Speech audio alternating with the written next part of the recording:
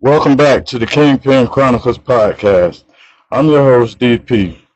Today's episode is different. This is not about glorifying the streets, glorifying prison, or celebrating crime. This conversation is about reality, the kind most people never get to hear firsthand. Joining me today is my co-host, Jeffrey Jed Lee, a man who spent 29 years in federal prison after living a life deeply rooted in the streets. But what makes this interview powerful is that we're also joined by two retired federal correctional officers, Officer Paulson and Officer Savado, men who worked inside the prison system during the years Jed was incarcerated. Think about that for a second.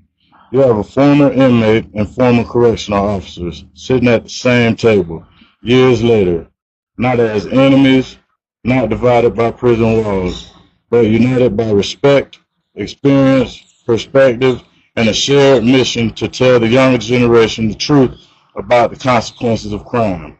Today we're going beyond headlines and prison stories.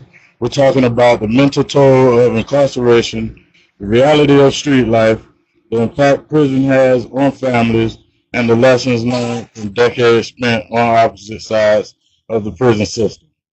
This episode is for the young people who think the streets lead to freedom. This episode is for the people chasing fast money without understanding the long-term cost. And this episode is for anybody who needs proof that redemption, growth, and change are still possible. This is real crime, real consequences, and real redemption. Welcome to the Kingpin Chronicles Podcast. Good afternoon, guys. We just finished up with a nice lunch over at Doc Ford's and got ready for the day. I'm going to give you guys, everybody already know Mr. Jed, so I'm going to give our two guests a chance to introduce themselves. My name is Mike Paulson, and I'm a retired federal corrections officer. And Special Forces. I served the Army for 7.5 years. Special Forces. My name is Officer Savado, 30 years in and out, 10 years military, 39 years total service, a.k.a. Marco Polo on the streets. Okay. Those are my guys right here, man. Okay, we all know Jed, co-host of the Kingpin Chronicles. If y'all haven't already, subscribe to the channel and share some of this content with someone that you think might need it or just might be on that edge and need somebody to push them to the right side of the seesaw to make sure they don't fall over into eternity. But we're going to kick this thing off with some questions that a lot of people might want to have. Spend some time coming up with some questions that I felt would share our sentiment and push what we're trying to move with. So I'm going to start off with a question directed to Officer Paulson.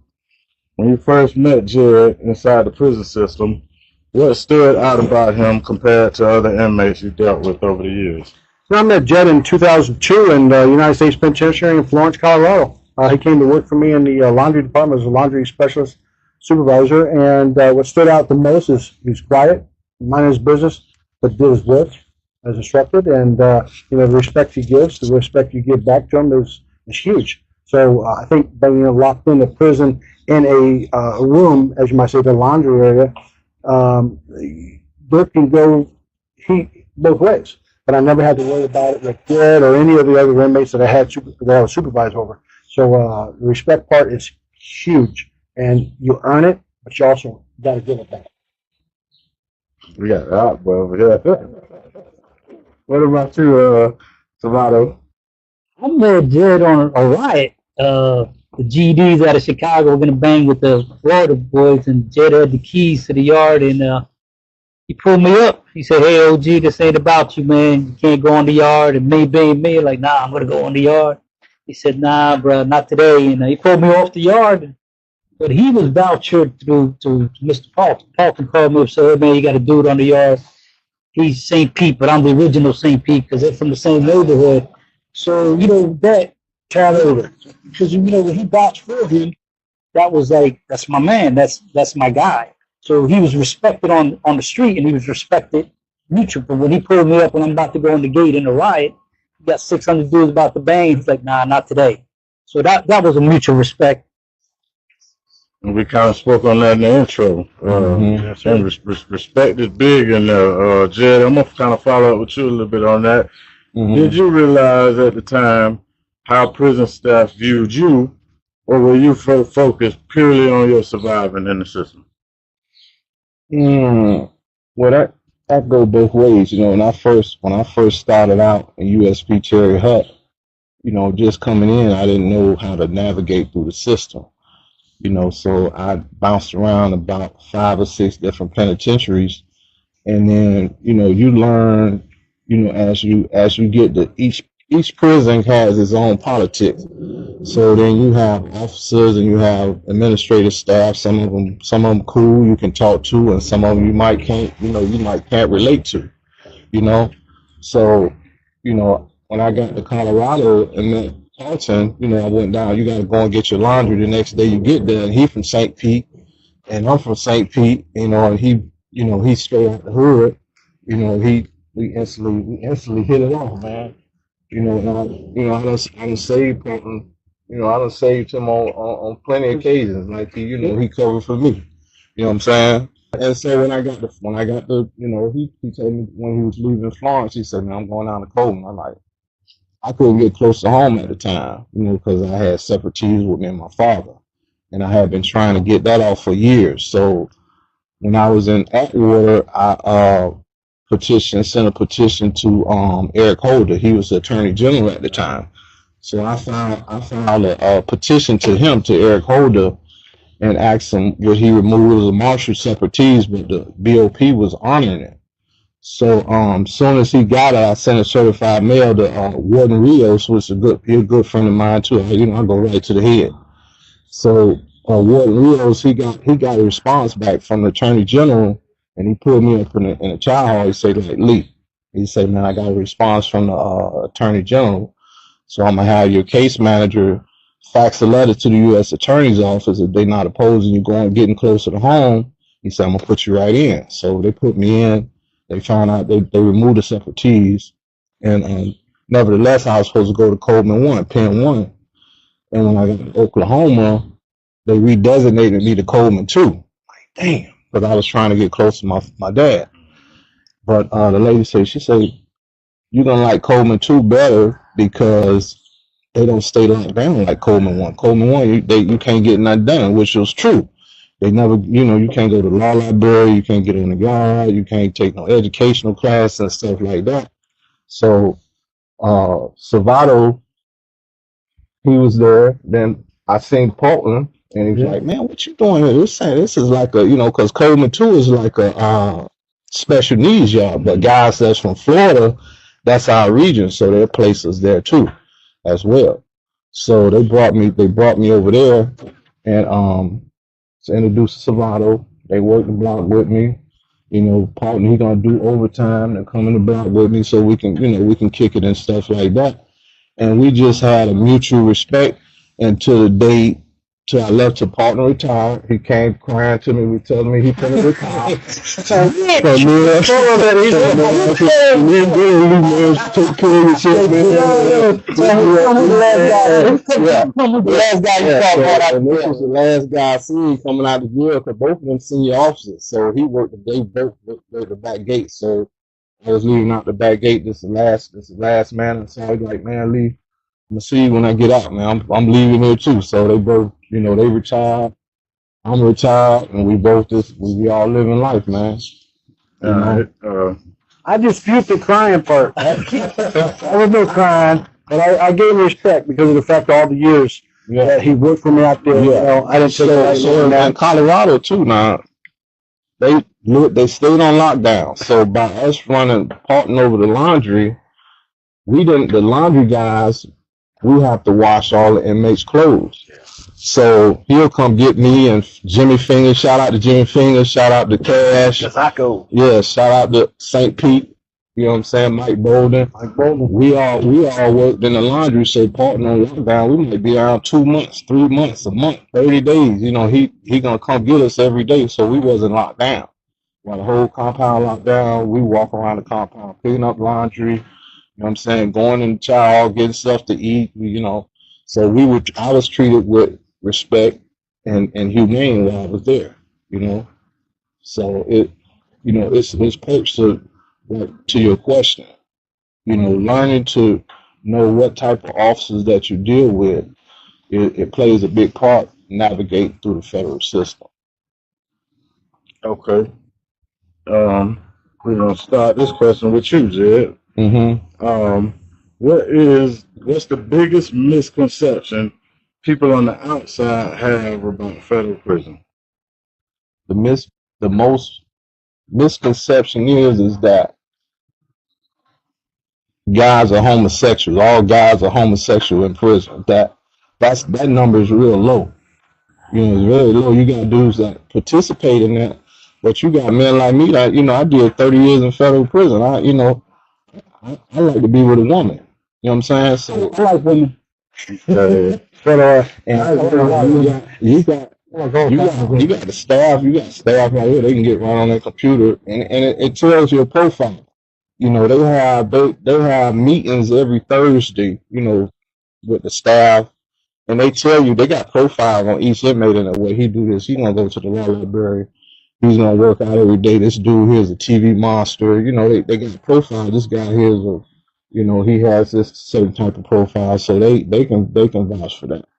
That's something that in movies and that type of stuff, they always try to throw that in there. Yeah, exactly. And kind of make people think because they show that on TV. You know, homosexuality is, you know, it's like you can walk down here on, you know, downtown on Central and you see two men holding hands. So they think like in federal prison or state prison, it's like that's what it is. 90% of people are doing that. That's a misconception.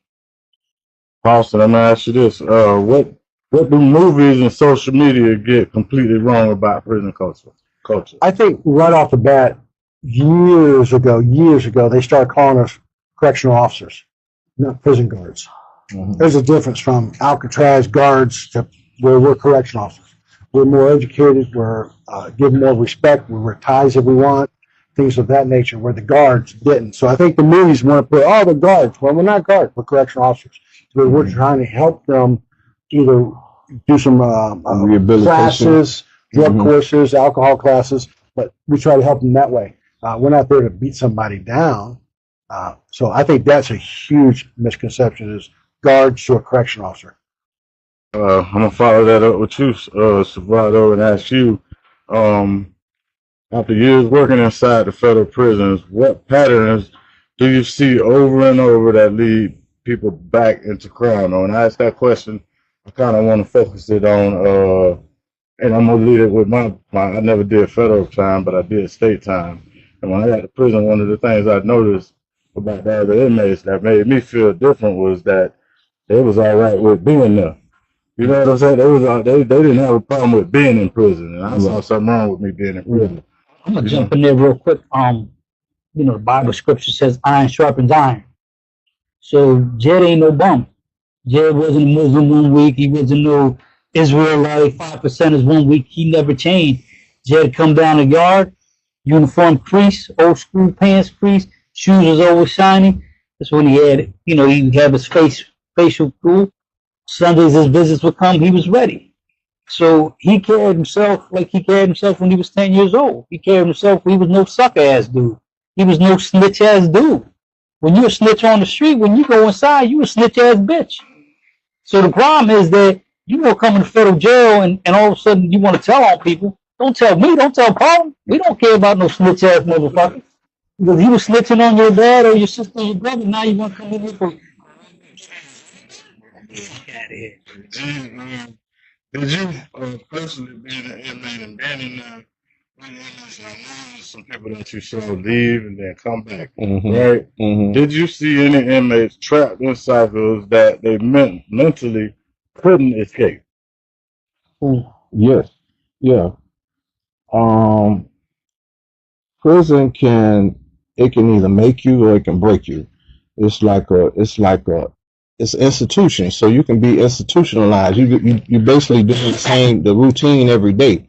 But my routine was fighting to get out of prison. I wasn't. You got dudes that's fighting to stay in there over a cell. They get in fight over cell. I tell dudes, man, I'm not coming to hell to claim no cell. I'm going home where I'm gonna be in my king size bed. I'm gonna have my own remote. So you have dudes in there. They want to control the TV. They want to be TV monsters. They want to control what my chair sit right here by the TV. You got dudes that want to control stuff in the child hall. Stuff that the wash and dryer, stuff that it's not there. It's the government. It's the government property. So they'll get caught up into like wanting to be there. I never accepted it. I never accepted being in prison. And most guys that's there now is because they lost their will to fight to get out on this side. And I never lost that will. During your bid, what moment hit you the hardest emotionally? Probably when my mother passed and my father passed, because that's you can't physically be there, but they kind of gave me I was able to get the videos or the DVDs of my mother's funeral and my father's funeral, and that kind of gave me a closure to the situation because I wanted I don't pay for dudes' mother's funeral while I was out and stuff like that. Their brothers and sisters passed. So if I was out here, I know that I would make sure my mother had the best care, the best funeral, the way she was going to be put away, or my father, And so that hit the hardest, during my prison bid. Other than that, it's like a daily, routine. But those that hit you pretty hard when you lose a loved one in prison. Mr. Paulson, I'm sorry. That's all right. How often did you witness inmates break mentally or emotionally after long sentences became real? Quite often, actually, when you first go into the federal prison system or state prisons, I'm sure the same, and all of a sudden you're looking at life for 50 years or something like that. A lot of the young guys who are 18, 19, 20, 22 years old, it don't hit them until they walk in that prison. Man, I got to spend the rest of my life here. And statistically, in the federal prison system, we had a lot of suicides within a short amount of time. In the initial, say, 3, 4, 5 years of being in prison, it's because they can't do the time. It's a long built to do when you're 22 years old. There's a saying I see on shirts: "Don't mess with old people." Reason being, it's life in prison for an old person. It ain't that long to them. Yeah. So stay off the young people. Young people stay off the old people. But I think overall, the younger crowd of that 20 to 24 years old age or 25, you'll see mentally some of them cry.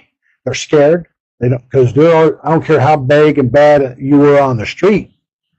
There are some bigger and badder people inside that prison. That know a lot more. Yeah, ain't no guns. No guns enough. Yeah. To the officers, either one of y'all for that. So I will go to Savado for this one. Did you ever meet any inmates that you believed genuinely changed, and what separated them from the others? Well, we got a bylaw like when the inmate gets out, you can't make contact with him for 3 years. In 30 years, I've never associated with an inmate outside the street because our job was to correct them and reform them. Jail was different. Jail was a solid dude from the get-go. We talking, he said, hey, man, I don't know, was it 2012, 13? Mm-hmm. He said, I'm going to have a podcast. I'm going to have a T-shirt business. Big shout out to Kingpin Chronicles. He said, I'm going to have this. I'm going to have shirts. I'm going to have T-shirts. I'm going to have a photo booth. I'm going to have a book coming out. So he already had a plan, and he was still fighting this case. So he knew that he was coming home. So for me to fuck with him like this, when he called me last week, said, hey, man, I want y'all to get down with me. I was like, man, I'm an honor to do that because he's a stand-up dude. You know, in the TVs that you were talking about, it's us against them against us. Man, listen, people belong in jail for certain reasons. Child molesters, they need to get their ass beat in jail. This was a stand-up man. He knew in his block, if there was a child molester, this motherfucker right here was running him out that day. He would say, Savado, Paulson, you need to check in. That quick. It wasn't the warden, it wasn't the captain, it wasn't the lieutenant. it was him that was running this block. So when he asked me and Paulson, because me and Paulson, what best friends, right? Like, we like each other. And the thing is, when he come here, you want to do this? Like, hell yeah, let's go. So the point that I'm trying to make is that for all you dudes with the camera, for all you dudes that want to call me, get me on your TV, nah, man, I don't fuck with y'all. Don't want to do that, probably fuck. Straight up. You know, I want to add something there. How you When gonna there's a couple guys that I associated with, they're actually from here. There's Jed and there's Michael Bolden. He's down here, right? There's a few guys that their goal in prison wasn't to stay; it was to get home. And yes, they both live in. I met up with both of them a couple years back. I think he was out 3-4 years, so we met up. Got a chance to see these guys who I supervised in Florence. And so for me to see guys willing to change, but not willing to go do it. Go to your education classes, do what you got to do about drug or alcohol rehab. Go through that. It might be long and boring, but do what you got to do. But be a man and accept what you did first. Willing to change, and then you go out and do it. And that's why I see a lot of young people. They're not willing to change yet. They go back home, same crowd of people they got in trouble with, they back with them again, and all of a sudden, and within 6 months or less, they're back in prison. And it just doesn't make sense. You got to be willing to change. That's powerful. What allowed you, Jed? What mindset shift allowed you to survive mentally and evolve instead of becoming bitter and another one of the normals? Well, I learned after I left Terry Hut, because I was a little rebellious in Terry Hut and I was off the hook, just coming in and, still had the street mentality. I learned that, you can either turn prison into a university and learn something, or you can get caught up in, the prison politics and all that stuff like that. So an older guy pulled me up. He had been out like 20 years, and I had been going to the hole in Cherry Hut, and he was like, Jed, man, down the line, they're going to change the laws. 20 years down the line, 15 years down the line, they're going to change these drug laws. You ain't got nothing but a drug case. And he said that programming is important. So take you some classes, take you some educational classes, take some drug classes, psychology. You got to take 4 or 5 of them at a time. Let's take one at a time. So by the time the laws change, you don't have to file something back to the court, which he was right. I had to file something to get out. You can't, you read the wrong book if you think you're just going to get out by reading the Bible. You know what I'm saying? So he said, man, by the time they change the laws, you'll have enough positive things in your jacket, educational, psychology, and, vocational classes to where the judge going to look at all that and they're going to consider what, I'm going to sign off to, reduce his time from life to time served, which the judge did, Judge Kabakovich did. Versus me getting in there and being bitter and, getting in all type of trouble and stuff like that. And I know guys that's stuck in there now because of their prison record, not because of the program, but because of all the incident reports that they got on them. So the judge, you file something in the court and they ask for your progress report. The judge go by what you've been doing in prison, not the crime that you committed. Because this guy's done got out that got murder cases. Drug cases, you can get out, so people will lose hope and be bitter about the people on the street that done ran off and all that stuff. Nah, you got to focus on you and, down the road, getting released. So that's what my mind stayed, over the fence. I kept my mind over the fence, When I was, like I said, I did state prison time. I never, got indicted, but when I was in state prison, they had started a reentry program in Florida up under Rick Scott, I believe, and they were starting to make Florida prison inmates take programming before release. So when you get up under like 5 years, you have to start taking program. So they sent me to this camp, and it was all program camp, and they just asked us questions, and I had a mindset. I used to get in trouble because I would tell the people, that if I could get away with what I got away with, I'll come do 2 years again, right? But that was the mindset that I had had never really done no whole bunch of time in prison. I never really went to no violent, dangerous prisons or none of that and did time around those kind of inmates. So I want to ask you how you feel about that looking back now, right? With the money from back in the days and the reputation that you carried worth the years that you lost. I think that's self-explanatory, but I think people need to hear that.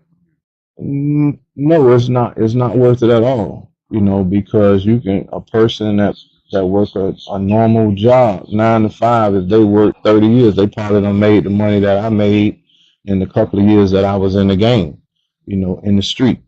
You know, so if you take a trade, you get a trade. Like while I was it's working with Paulson in the laundry. I should have got out and got a laundromat because I used to run the laundry. Paulson ain't do shit. He ain't do nothing, man. He ain't do that. Only thing he might do, like he might call me off his leave. Come check this shit out on the computer, right? So the first time I looked on the computer, it was a dude, Kimbo Slice, and we used to. You remember Kimbo Slice? I know the street. So man, that was my first time seeing like some shit on the internet. You know, and he let me see Kimbo Slice. I'm like, damn. But Paulson being there, you know, arguing with his wife and all that type of stuff. And all right, Lou, you got that. You got all the stuff together, you know. So I know how to clean the drains. I know how to, you know, embarrassing there. I know how to, you know, change the chemicals, you know, that go to the washer. Take all the, you know, the dryer. Take all of the. Remember the You fired me too, man, for the when the dryers caught on fire. Yeah, you remember that? We had to one of the dryers caught on fire after we left stuff in there, and it just for a minute and it burnt up. Well, the associate wardens come in and fire all of them. Said you all got to go. So we ended up getting a bad. With that. Yeah. It was so sorry, man. I apologize. It wasn't his fault. It wasn't nobody's fault. It was ultimately our fault because you fired him. We had to let him away. They moved everybody off our but they moved everybody off our detail. You know, they moved if people have been there too long, they'll move you off one and put you on something else. Right. They say I could, you know, that was a trade. That's a trade. I should, you know, I can run the laundry now. We have some big old washer, big old washer and dryers, man. Yeah, thanks for calling. And we have boot machines, everything. Mm-hmm. Put it this way, when he came off the bus, he already had a job in the laundry. Yeah. Because we set him up. Mm-hmm. Who was your boss there? Can you shout out? All right, it's a question. What's her name? The female that worked over the light skin shit. Kuntz. Yeah, Miss Kuntz. Thank you, Miss Kuntz.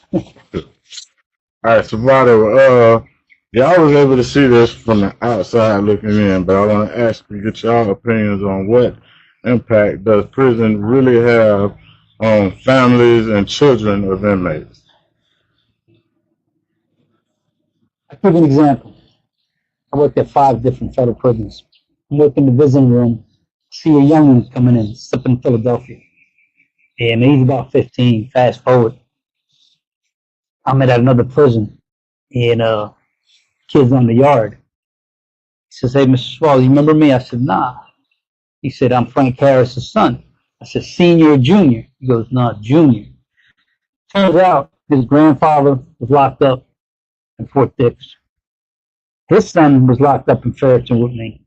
Now I got the great-grandson. I had 3 generations of Harrises in there.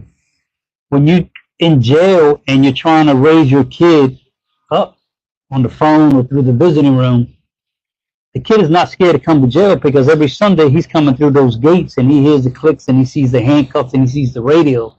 And I remember when we had the riot and we had to lock down the visiting room. Well, these kids that were in there, they have to remember that riot. They had to see the blood because we had to bring inmates out on stretcher. That impact goes on from that PTSD. So this kid wasn't never scared to come to jail because he's been coming to jail since he's been 15. So what I do, I got him a job. So shout out to the Harrises, man. If you guys out there, man, hope you guys are doing good. What personal relationships did incarceration cost you, Jed? Say that over again. What personal relationships did incarceration cost you? Well, personal really, your mom. Yeah, my mom. Well, my children. my, some of your closest friends, everybody, once you start doing time, people who you were close to, you might separate from some of them. But for me, I had good family ties. Like, yeah, good family support. I was never without a visit. I was never being without a woman. I had a whole, I probably got married about 4 or 5 times while I was in prison. You know what I'm saying? But the warden never approved it because of the time I had, But I'm one of the fortunate guys. Everywhere I went at, I was able to get a visit. You know what I'm saying? From some female friend or something like that. So you have people that you thought were your friends, but God put people in your life that's gonna be there for you at that time. Follow this with you, Jed. What does prison teach young men about trust? Okay, I'm gonna read. What does federal prison? Because I was in a state and they don't teach you nothing about none of the other stuff I'm about to mention. But what does federal prison, teach young men about trust, loyalty, and survival? Well, I have to say from an early age, right? And I'm gonna go back to my football days. When I played for Northside Optimist, shout out to Northside Optimist Club. It teaches you how to lose. You lose as a team, you win as a team, you cry as a team, and so football teaches you more than just, it prepared me for in prison. You know what I'm saying? And applying it to my prison situation, I think that, you're like my team is like my brother Pete, 1, 2, certain dudes like that, that we're not gonna go to another team. You got some dudes they ain't gonna never switch up on my brother Bob. He ain't never gonna switch up on me. So I don't give a damn what it is, they're not gonna switch up on me. So that's the type of loyalty I'm talking about. When you have a big brother, my daddy, he ain't never gonna switch up on me. Rest in peace. Whatever I ask for, he ain't gonna switch up on me. These guys, they never switched up on me. Well, that's right. We was the same every day. Every day I come in, they gonna pull me up. Focus on that right there. Trust and faith. Yeah. Trust and faith. Yeah. I was on the inside, so you gotta pull off. You got some officers. They more thorough than the dudes in there. That's why. You see what I'm saying? They thorough than the guys. So that's why this, these are my partners right here. You know what I'm saying? That's I was gonna follow up by asking them. Did you all see this so-called street code that everybody talk on? Did y'all see that hold up inside prison or collapse under pressure for the most part? I think the young people come in because different ages of the inmates coming in. The young people come in, they're in that gang and stuff like that. They're looking out for themselves. It's more so survival that they come in, so they're going to look for the gang that they can be a part of for the numbers, whether they're scared or whatever. You take the older guy, a little bit older, a little more mature, he's got a little more street time behind him. He comes in, well, he's looking to try to run something, or how am I getting out? But the young people, it's about survival. I don't know if they have loyalty. Their streets, the people on the street aren't going to be loyal, especially if you got a long bit. Man, someone going away for life. Yeah, first couple of years you might have, hey, how you doing? Hey, let me send me some money from a commissary. You might get $10, $15. But that time away from family, you miss the funerals, the anniversaries, the birthdays, or everything, divorces. You're missing everything. So they lose that from their family because you're gone. I'll never see you again. And sometimes they live so far away from home, families can't come that far to go see them. When you're out in Colorado, his family could, but it's the other family that he created to come out, hey, come out and see me. Mm-hmm. And so they'll come out and visit. But out here in, the feds try to keep you within a 500-mile radius of your home. If they can, they use that word, if they can, very loosely. I mean, they sending you out to Colorado. Yeah, that wasn't mandatory that you're going to be in a 500-mile radius. Yeah, One thing to add on to what Paulson was talking about. I'm from the Bronx. I grew up in the street environment, so I understand the street code. You got two kind of people. You got followers, and you got leaders. This man's a leader. He was like that when he was 10 years old playing football. So when you get in prison and you ain't got the numbers, and all of a sudden you want to be a Blood, Crip, El King, AB, because you a follower. This might be my dude, but I'm myself, and then I got to poke him up because Jed told me I had to poke somebody up. But he's a shot caller. So you got to decide, listen, man, I was in the street. I got caught up in the street because I was a follower. Now I'm coming to prison, and I got to still be a follower. So as a man, you have to make the decision who you are. Ain't nobody punking that dude out. Ain't nobody punking his brother out. Because they stood on grounds because of your father, what he created as a man, as his father created a man. You got morals, you got principles, you got loyalty, you got fundamentals. That's the code that we have. Not that he was an inmate and I was an officer, or we were both military. It's not like that. It's where do you stand as a man? If you were a punk ass dude in the street, you're gonna be a punk ass bitch ass dude in the jail, asking me for some honey buns and sugar. Look what happens in the street right now. Everybody's got a camera, right? There's something happening over there. I'm going to walk the opposite way because I don't want to know. Hey, I don't know nothing. Out of mind, out of sight, Paul. Keep your nose on your own face, man. Keep Out of mind, out of sight. Keep your nose, mind your own business. But no, everybody wants to get close to the action and use their phone. And all of a sudden, they're getting hemmed up in it. The officers tell you to leave. No, they want to act tough to the officer. That officer's going to be ready to do something to you that you're not going to like. And then you want to cry wolf. That's the same thing in prison. Mind your own business. Do your time. It's your time. You created it. I didn't create it. But do your time. And these young folks, you know what? You better go in there showing some respect off the bat. That leads right into this. It's a good one, right? For y'all, for Paulson and Savado. What age group worried you the most when they enter prison? And I guess what I mean when I say worried, which ones kept you on alert the most? Which ones did you know you was gonna have problems with? Was gonna get into some shit for how they run their mouth, and how these young dudes act. One thing about prison was you got inmates and you got convicts. Convicts, that's right. So now, what age group, right, worries you the most when dealing with that inmate convict? I think the inmate are the 20s to 30-year-old group, right? They're just getting in. If they're all in on doing the long term.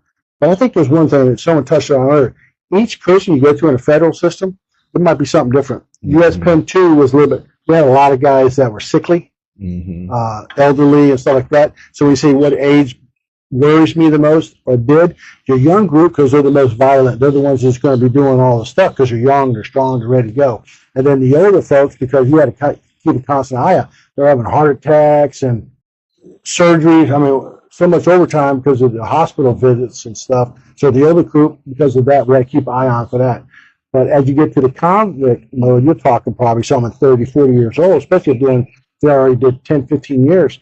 Man, it's a routine. It's a system we have. You get up at a certain time, you go to bed at a certain time, lights on, lights off. Breakfast, lunch, and dinners are usually around the same time. Rec time, everybody knows all this. That's a routine. And as you adhere to it and go to your classes, you become a convict. See, I kind of disagree with you, Mikey. Yeah. I'm going to tell you why. We had an inmate named Whitey Bolger. Yep. 87 years old. In a wheelchair. He was 6'3", Boston. You can watch the movie. He was a killer. I had another inmate in your block, the old little white dude that killed somebody. I never let my guard down with an 18-year-old or a 90-year-old.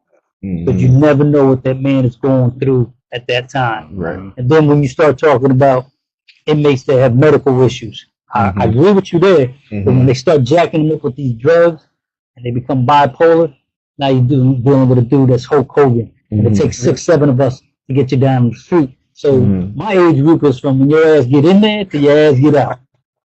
I treated them all with danger.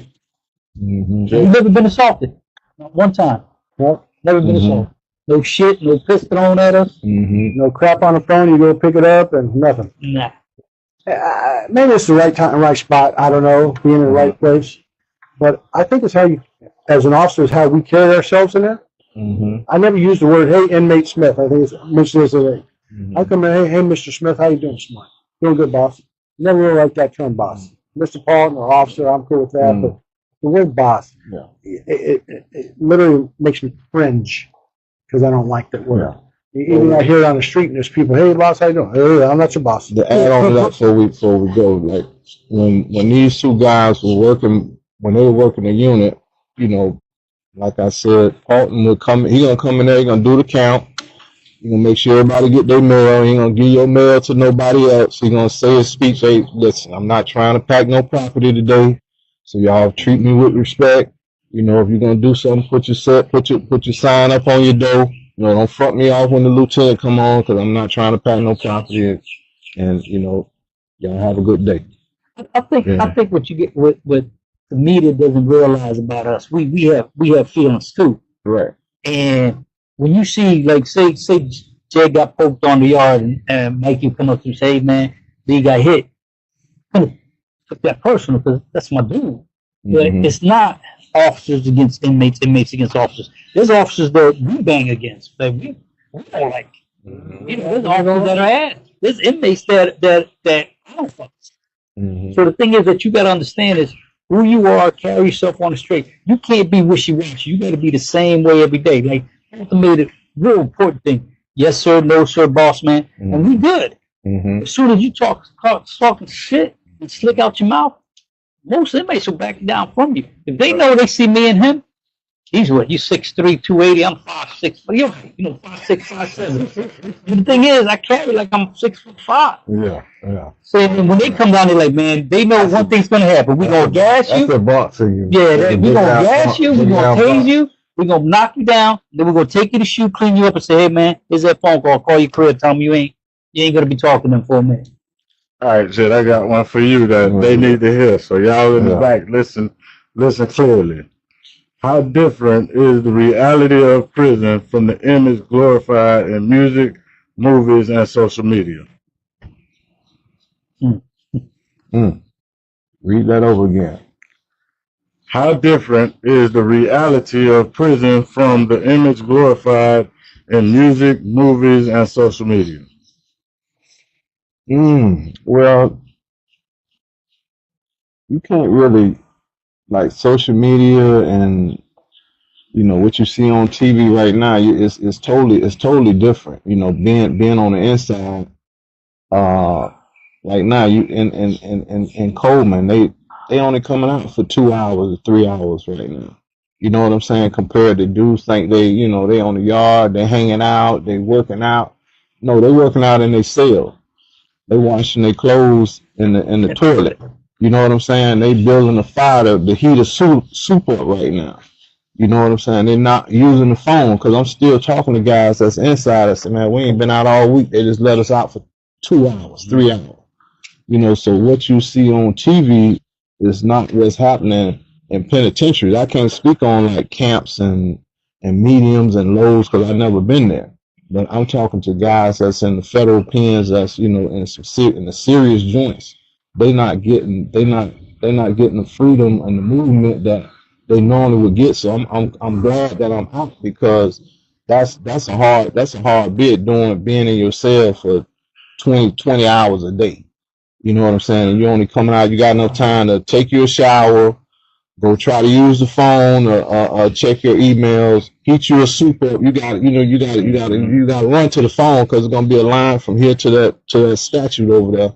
So it's not like what you see on TV. TV is giving a false perception of what's going on in federal prison and penitentiary. A lot of times, I got young boys, and they were surprised one day we were sitting talking, and I told them I've been to prison. They was like, what? You've been to prison? They just don't believe it. Because they always see me in my office and stuff. But I don't think it's really glamorizing. But when you got people, because we have a lot of people a lot of legislation that changed, and a lot of y'all was freed from long prison sentences. And there's a lot of people from your generation that's telling their stories, but they telling their story and they're wearing it as it's like some kind of badge of honor. Right. Like it should be what put them into places where normal people should get. So I want to ask the officers this: how dangerous is the glamorization of prison culture to our younger generations? I tell you what, You got the music industry, you know that.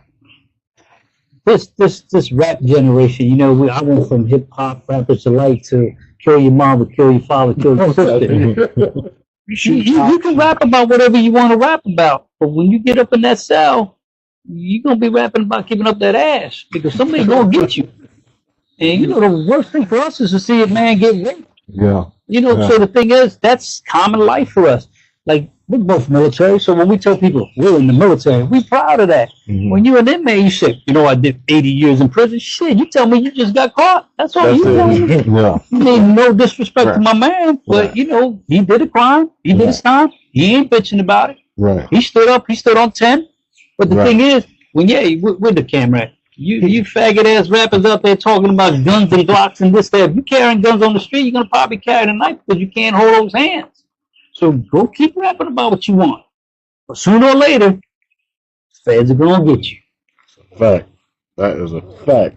That was perfect, though. And if the feds don't get you, your own people are gonna get you. Your friends will get you. Your family get you. The crab mentality, the crab coming out, and you trying to drive a Bentley and your boy driving a Honda. He gonna tell on your ass. Because he wanted. He wants a Bentley. He gonna be banging your chick too.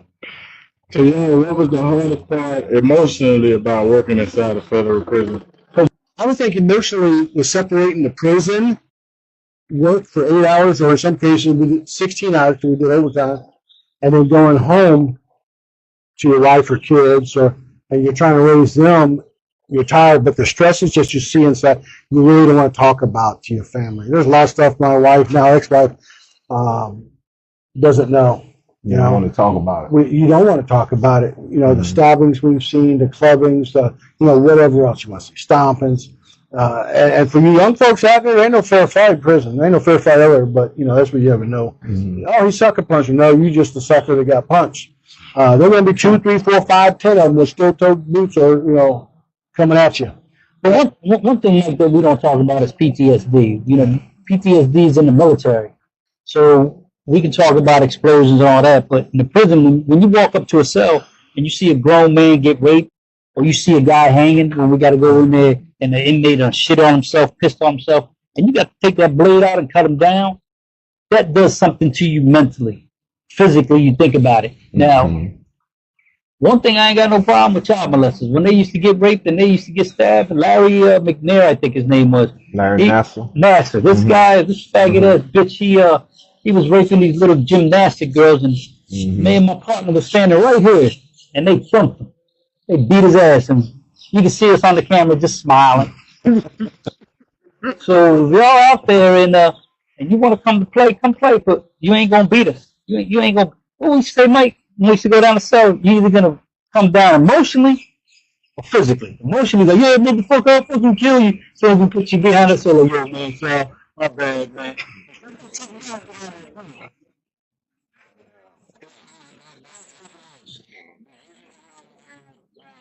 Or did this job change how you view society, crime, or human behavior? I treat people like I treat people in the street. I'll talk to a crackhead and I'll talk to a pastor. You treat me with respect, we treat people with respect. You come at us, we gonna fuck you up. We're all out We're there. violent. We're all out there trying to survive. We're all humans. Would you agree that we're violent? I would say overall, yeah. I mean, Why are we military violent? training. Why are we violent? Well, Because we work in a violent ass environment. the prison system was. We can't turn it off. We And I call me was- sometimes in the middle of the night. Yeah. Hey man, Yeah. I had this. We're cutting off. Yeah, I'm through the doctors and never really been diagnosed it, but through all the symptoms I have, the PTSD is bad. Where you're waking up in the middle of the night, and I got to call my friend or my son who's out in Colorado. I'm getting a little emotional. Because I know what it does to me in that. I mean, I'm literally, I got goosebumps. You're from being it. soft. No, it's not the soft part. It's just the memories I still have where I'm on the yard or I'm in the unit and I'm getting surrounded. We were in Florence together. Let's not shortchange that. There, April 20th, back in the day. We had a good ride out there. Yeah. We had a good ride out there, and we were locked down 13 months. But it does something to you when you see the shit still sticking out the guy's neck or something, and it's hard to turn it off when we go home. Here it has been almost 10 years I've been retired, and I have these dreams in my head that I'm still seeing stuff, and people coming at me or something like that, and have evidence around, sure, but never in a way where I felt threatened. Other people back there probably said. But that's why we have this buddy system, because he picks me up, iron sharpens iron. He picks me up when he's going through some shit, and I'm picking him up. The worst thing you do when you're in a riot, you see an actual inmate die in front of you. And next thing you know, you got a Coke and a Snicker bar, and we don't say anything. Like, me and him joke back about it, like, he'll say, oh, you get softer. We poke at each other because that's our manhood that we have. But a lot of people understand we have to go home to these kids and these wives and these families. And sometimes when we go out to these picnics or we go to an event, Jed will tell you as soon as we sat at the table, I got to sit this way. And I know Mikey's going to watch everything that's happening this way. Because you always have to be prepared for the worst. I told you they're going to be there 30 minutes early, too. So let me ask you this. Was there a moment where you realized prison could either destroy you or transform you? Yes. I'm going to say on that too, friend, because when he's looking at a long time, and initially kept, nah, man, you're done. Your appeals are done. You're not getting. Just live with it. He never wanted to accept it. Yeah. But I think in his heart, I'm gonna have to accept this shit, and I didn't want to. And he kept fighting it, and he got lucky and got on someone else's ear. But I think that you have to admit to that one, Jay. You're getting emotional now. Yeah. You remind me of I got a buddy named Marco. He like to call all the time when we get together. I'm not crazy.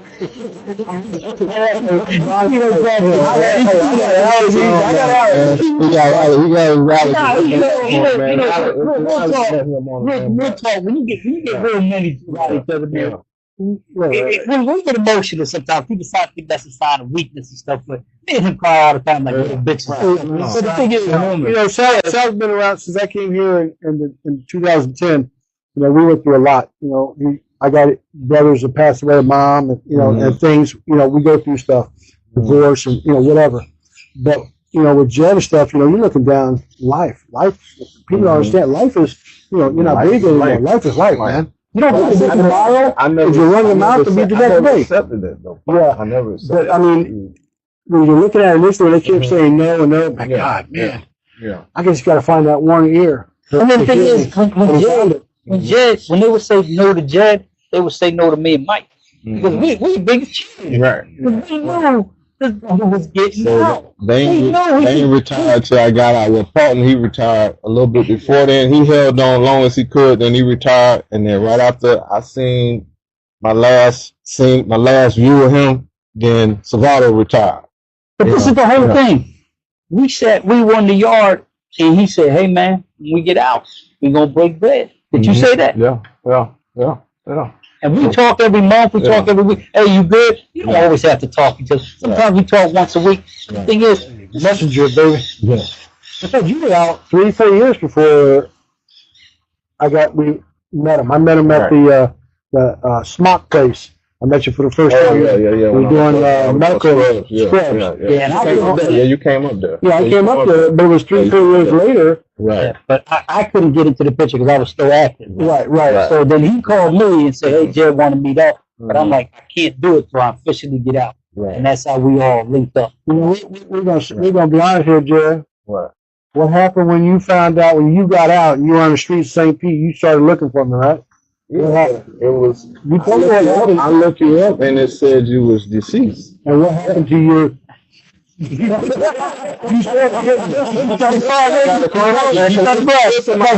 Somebody named Michael Paulson it's an obituary. You look it up.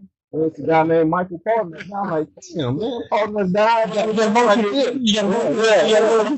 I'll say this: when he said that, it brings back the memory. Correction officers throughout the system, state, federal, whatever.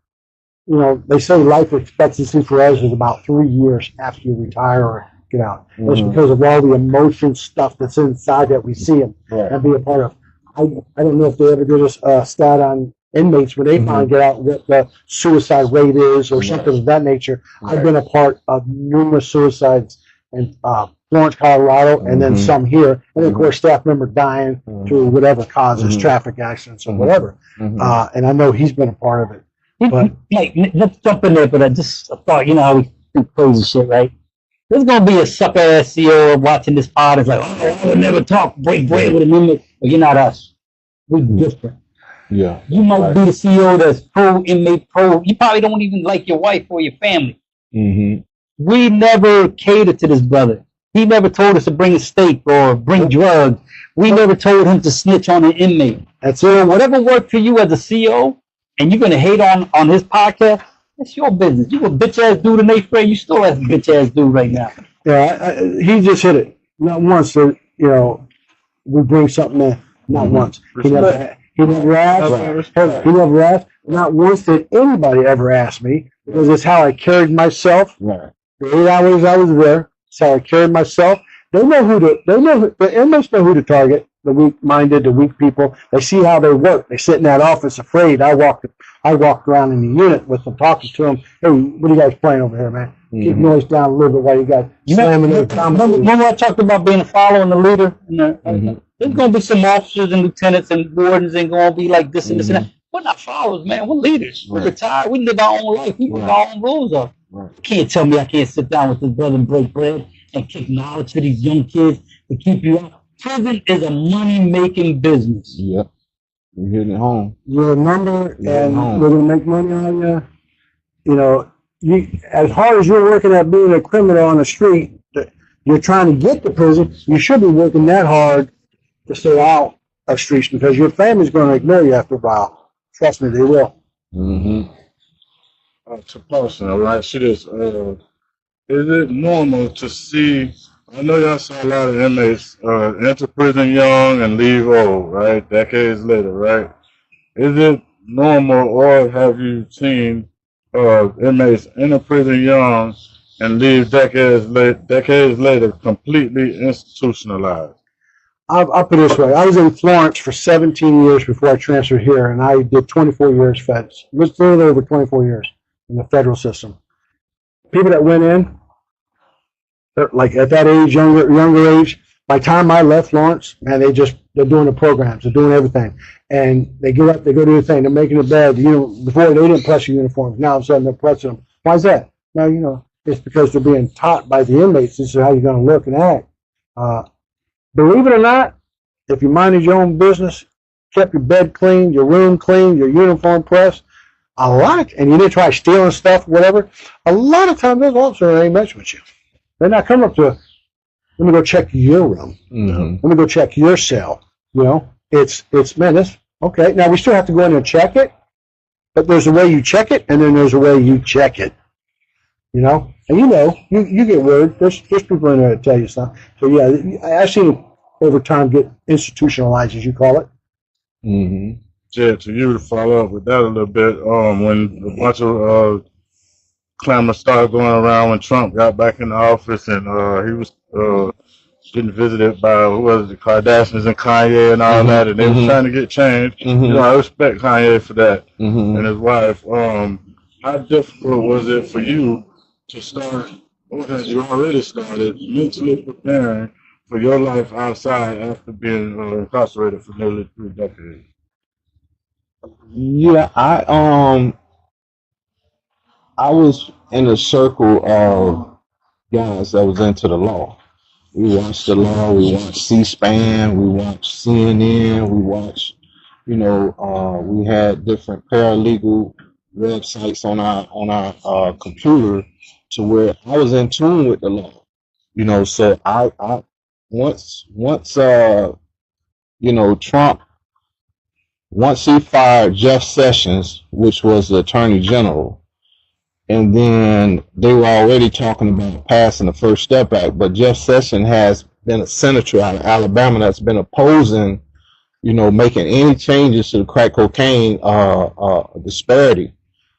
Once I seen Donald Trump fire him, and then he hired William Barr as his Attorney General, and then they went ahead, Congress, they passed it in the House and in the Senate, and then it went to the president's desk, I sent all of my starts downsizing my letters, throwing away letters, mailing out pictures, keeping a minimum commissary. And Trump signed a bill. He signed a bill in December 21st, I think, 2018. So I had my motion filed before Christmas. I had my motion already filed, and I packed all my stuff that I was taking home, and I put it by the door. I had it in a laundry bag. I bought some grades, I bought some shoes, underwear, and all that. So, dude, man, Jed crazy. He told me he getting ready to go home. He got 2 life sentences. I said, man, I'm out of here. So I downsized my store because I had a store. I'm like, man, Jed talking about he going home. He got 2 life sentences. He got his stuff by the door.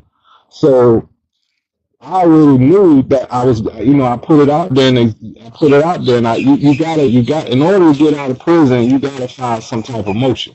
So I had my first step at motion in the courts before that new year of 2019, and then after 2019, they assigned me attorney, and then the process went from there, and I just knew I was coming home. Because they're mentally strong. Yeah. Some cats can't be mentally strong in prison. They break down. They they lost their family. The family won't call them, won't write them, won't send them money. They become mentally weak, even though they might have been a strong cat on the street. But in your case, Jed, you never became that mentally weak person. You always had a focus, and that was getting out. Yeah. When the time was right, and the law had to be passed. Right. So when that passed, you were set. You were already prepared when that law passed. Yeah. Not waiting on the law to pass to then get it. Then start programming and all that. I had the program, and I just needed the right vehicle to get in. That's right. That law passed. Yeah. Oh, got a question for you, Savado. Yeah. Did you see inmates struggle more with isolation or violence? See, you got to go in there, man. If you weak, they gonna get you. If you soft, they gonna get you. You gotta set your ways who you are. I don't work at a camp, low, medium, high, penitentiary. If you a weak dude, most you young guys that are thinking of going to jail, I'm gonna tell you right now, you're probably gonna convert over to Islam or Muslim, because the Muslims are protected. And once again, you will follow him. Jed's one guy that you never see in the group. He was never a group guy.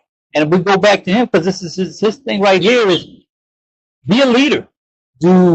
One thing, I don't know how many days you probably spend in shoe, but a shoe is 23 hours lockdown. So much about that, yeah. Yeah, and the thing is, you're in the cell. I did about 10 years in the shoe. Yeah. So mentally, it does something to you. It takes away your mind, man. Your brain is a powerful tool. And then you start hearing these demons, and then you even hear the light bulbs, and that's us working as officers down there. And then you start, the other inmates across the cell from me, he's like, man, just kill yourself, man. Nobody wants you. So it's a mental thing. And then you got the spiritual brother that's on the blood, like, oh, Allah loves you, God loves you, Rastafari. And you keep believing these religions, and you're trying to find your way in life. So does the violence play in it? I think if you look for violence, it's going to come at you. Because if you walk, I just asked Jeff before we got here, hey man, when you went to the feds and you went into the state joint, how was it? He's like, man, I walked in there because I'm a king. You walk in there like a lion. You can't come in there how many times we see on Tuesdays when they come off the bus and we have shot callers for each division. You a Latin king, you a blood, there's somebody waiting for you with a pack. We even got shot callers for child molesters. And you know what they would say? You see those 2 officers, the big white dude over there talking and the little guy right there? Stay away from them. They don't like child molesters. So it's how you carry yourself. If you look for violence, you're going to get it. All right, Paulson, I'm going to ask you a question. In your experience, what separates inmates who successfully reintegrate from those who return back to crime? I think what separates is, I said it earlier, but when they come back to the home that they're going to call home for the next, God knows, rest of their life, if they go back into society with the same people that got them in trouble and hanging out doing the same thing, drugs, drinking, whatever, robbing banks, then they're going to go back, right? I think the people that are strong inside, they say, man, I got to better myself. You have to cut off communication with the people that are going to do nothing but want bad for you. And that's unfortunate. It could be family or friends that you grew up with. And I don't know about Jed, if he cut anybody off in his life that he used to talk to, or if they're even still around. But sometimes you might have to move to another town to get away from what put you in prison. Sometimes you have to even cut off family members. Even like you're asking a question about inmates, but Mike will tell you we have a couple of guys that we associate with the job, but we don't associate with them. We might greet, we might see each other at a funeral or something like that. But this is my road dog. If you can meet somebody good at a jail, and Jed, you got a couple guys that you stay in touch with. Mm-hmm. So you know who your people are. I know if I go to a party and you're like, hey, we're going to go smoke some trees, I'm not going in that room. I'm not going to smoke trees. Mm-hmm. And so it's like you said earlier, it's how you carry yourself. If you want to be that follower, that leader, be that guy. But as us, as you, we're men. So we know the direction that we take. So get back to what you're saying is, for every action is going to be a reaction. Right. And Jed, what habits, what disciplines help prepare you for redemption instead of recidivism? I know personally, since we crossed paths, I kind of made it. I kind of made a vow to you that I wouldn't do nothing in any kind of way contribute to you getting in any kind of trouble or being a part of anything. So what habits, what disciplines, I'm asking again, help prepare you for redemption instead of recidivism? I would say, man, just the fact of you know, I didn't know you before I went to prison because you was a lot younger than me. But when I came home, and then you was going through a situation and you got out, and me and you we ate over the Pop Shore. Well, the first time we went to go eat down there on Beach Drive. You've been like a safe space for me because I know everything that you're doing, from your taxes to, you know, building websites to, you know, setting up the Kingpin Chronicles, where you know you like a computer geek guru. You know what I'm saying? You ain't told me nothing wrong, so you need a roadmap to like get back acclimated to business out here on the street. You know what I'm saying? So you've been like that. Like a, you know what I'm saying, like an angel to me. You know what I'm saying? You know, you provide me a place to, you know, where I can print my, you know, with my equipment, print hats, t-shirts, hoodies, you know, Kingpin Chronicle mugs. You know what I'm saying? You made that, you know, everything is like, is clicking. Everything is going together, man. So I just appreciate the brotherhood and the friendship, just, you know, being around you. Cause I'm learning how to do things out here, because it's not the same from 30 years ago, 40 years ago. You know what I'm saying? The times have changed. People have changed. What was the first thing you told me when you got out? Man, I'm trying to learn this phone, bro. I told him, I told you showed me a lot of stuff on the computer that I don't know. You know, we show a lot. You know what I'm saying? I said, Jared, man, Jared, give it a 15-year-old. And I don't know who you got with your niece or somebody. And he's FaceTime and like, oh, I know how to do this. So technology has changed. So when I saw Jared for the first time, I told him, we said earlier, he was working in the scrub shop.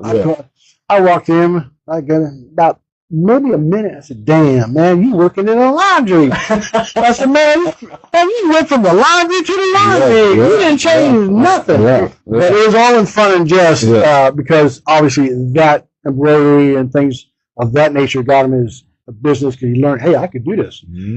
But it was a joke that, but yeah, he went working the laundry. I was just teasing a little bit about that. Yeah. Got a couple questions left, but yeah, there's one thing I want to add. Or if they shoot in the bank and, you know, things of that nature. So my thing is, I wish I had known the law before I got into the street. Because it's like going back to football. If you get out on the football field and you don't know the plays, or you don't know what the penalty is, or you don't know where the first down at, or you don't know where the goal, you know, where the touchdown is, or where the safety is, you just out there on the field, you don't know the rules of the game. You know what I'm saying? You don't know it. So you just out there playing, but you went to the law library and study where the 848 is, the 846, you know, 841B or 924C, you know, or what a RICO is, or what, you know, trafficking with cocaine is. You don't know the statutes, or what, you know, you don't know the penalties. You know, so I would have done more research. You know, a lot of guys out here now that's in the streets, they don't know nothing about the laws until they get busted. They don't even know what laws they're breaking. Yeah, they don't know it. Yeah, exactly. And I was the same way. To the officers, to Savado, did you often feel that many inmates simply just lack guidance before prison or education? Well, I'm gonna ask that again. Which do you feel affects inmates the most? A lack of guidance before prison or a lack of education before prison? See, it goes from the hustle game, man. You see the dope man on the street, you know. Growing up in the Bronx, it was this cat. He was a big drug king, and I remember everybody wanted to be like him. And you look at, like, I had a father, Mike had a father, so we had ideas where we wanted to be. So you look at, we had a playbook: go to school, go to the military, but you're not going to jail. You're not going to fail, because at that time when you were growing up, if you fail, the family failed.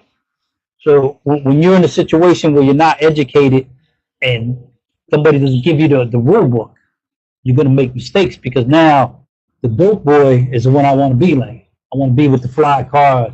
I want to be with the fly girls. I want to be with the, give you a name, George Rivera, out of the Bronx. One of the Boy biggest George, that's my partner. Yes, your partner. Shout out to. Yeah, I thought that's who you was talking about. Shout out to Boy George. George. Shout out to Boy George.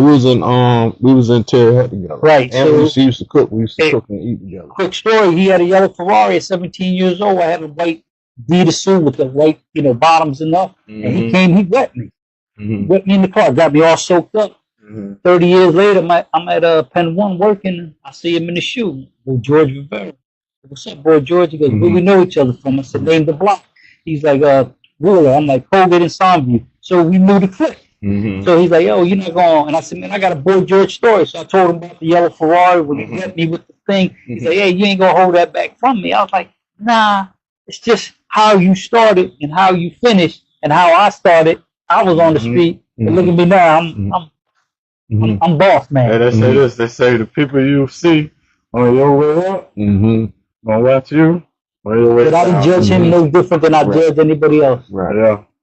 Boy George, good people. To Paulson, I'm gonna ask you this: what are some that you notice of the long-term psychological effects decades in prison can have on people that a lot of people never think about?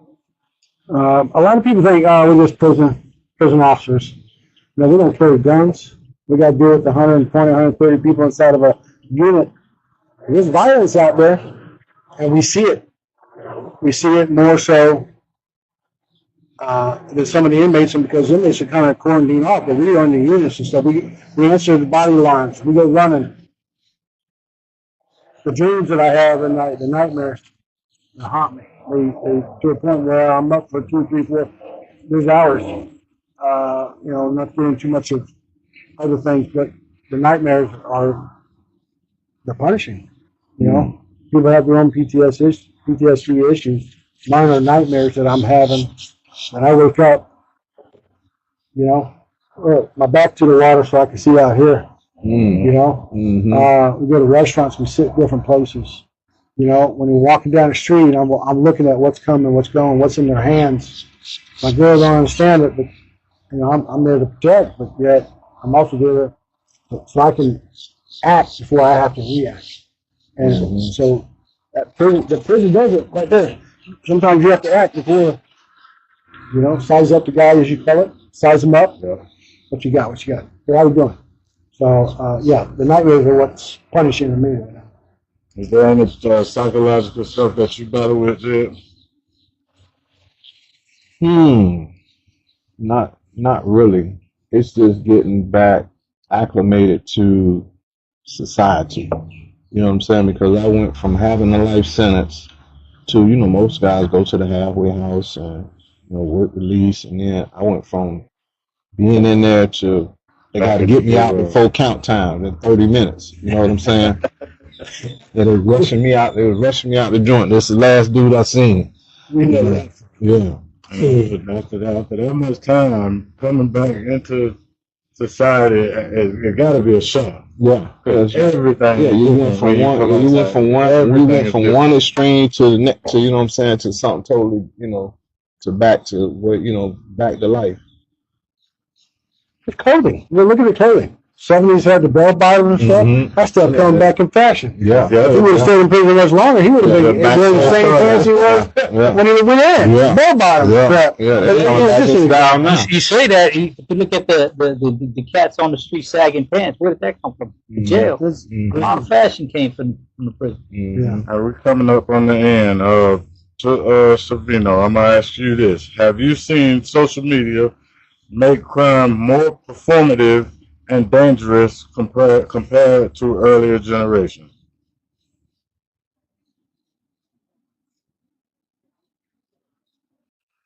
Me, personally, everybody wants to be the man. Everybody wants to go to the club and get the shout out. Yo, Marco Polo in the house. You want to get the fancy cars. You want the fancy girls, but you got to put that work in. No disrespect to the dope boys, but sooner or later, man, you guys don't have a 401k plan. You got to have something that you're going to get caught. Either we going to get you, state going to get you, your family going to get you, your boys are going to get you. There's no time. There's no way that I'm going to give up 30 years to go pussy. I'm going to bang some kind of CEO or you the secretary. I'm just that dude. But I knew that at a young age that, man, I'm a small guy, man. I didn't want to go to jail. And I'll ask you, like, when we used to go to jail, we go through that front door. We were scared. We were scared because you never know that was our last day working there. So, yeah, you can glorify it on TV and blah, blah, blah, blah.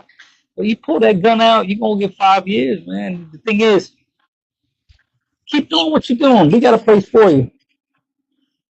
Okay, I kind of want to dig into that a little bit more because I didn't get a clear answer.